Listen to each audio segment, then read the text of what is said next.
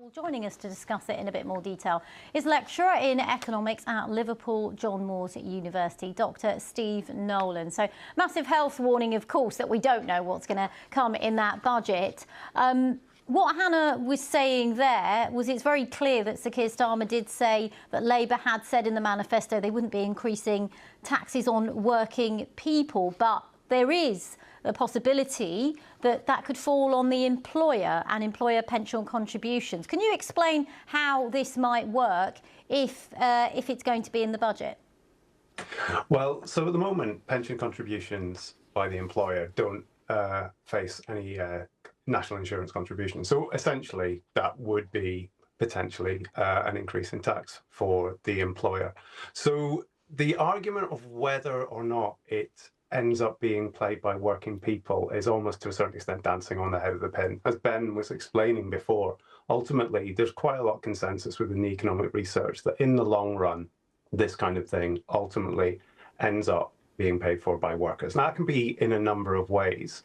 In the short term, it may be that businesses, because they have this increase in costs, may not make hiring decisions that they were going to hire. So people that were going to get jobs aren't going to get jobs.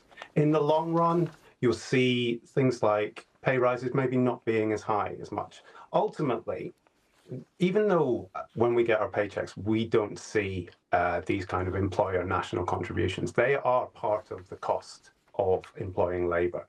And so if you increase that cost, that has to be dealt with in some way. And ultimately, it does usually fall on workers.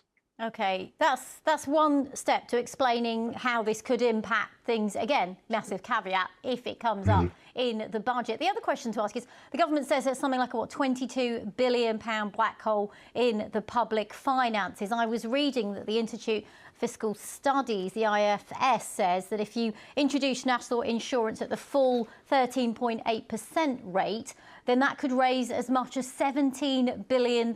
So it would be quite a good money spinner, but it wouldn't plug the entire gap. What is your assessment of that?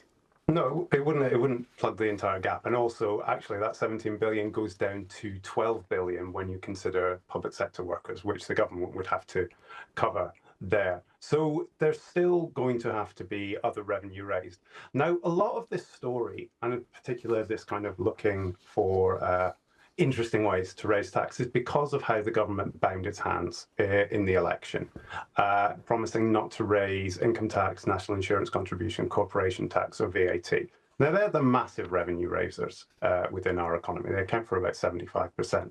So if you immediately promise that you're not going to touch those, if you want to balance the budget, and there is a budget that needs to be balanced, then it means that the government's having to scrabble around for various different taxes that are not necessarily the most efficient way to be designing our tax system. OK, and what are more efficient ways then? Well, I mean, I'm an economist, so I don't have to deal with all the political realities. But really, when we have things like the split between income tax and national insurance, it doesn't really make any sense. We should just have one income tax. Now, that would be a more efficient way. It would get rid of a lot of kind of distorted behavior, weird incentives for people to kind of plan their incomes in certain ways. But I am aware that for a politician to announce this kind of thing, there would be a lot of cost for them.